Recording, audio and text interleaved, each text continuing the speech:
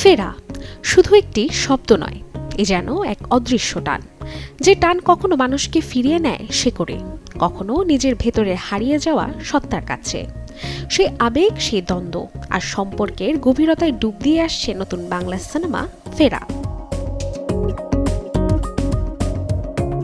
পৃথা চক্রবর্তীর পরিচালনায় ছবিটির গল্প এগিয়েছে সমাজ, পরিবার আর ব্যক্তিগত জীবনের টানাপোড়েনকে কেন্দ্র করে, যেখানে প্রথমবারের মতো ওপার বাংলার পর্দায় অভিনয় করতে দেখা যাবে সঞ্জয় মিশ্রাকে, যার সাথে আরও রয়েছেন ঋত্বিক চক্রবর্তী, সোহানী সরকার এবং প্রিয়াঙ্কা সরকার।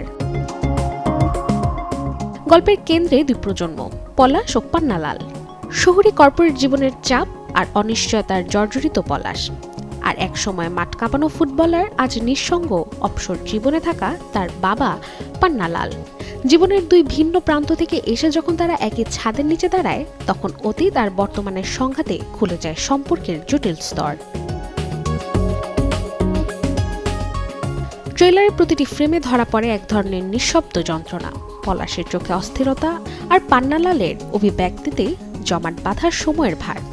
দুয়ের মেলবন্ধনে তৈরি করেছে এক গভীর আবহ, কখনো গ্রাম বাংলার বিস্তীর্ণ নিস্তব্ধতা, আবার কখনো শহরের ব্যস্ততা। দুটি জগতের ভিন্নতা ছবিটিকে দিয়েছে আলাদা মাত্রা।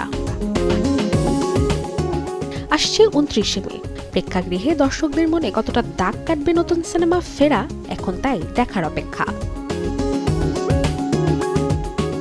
Desk report, channel 24।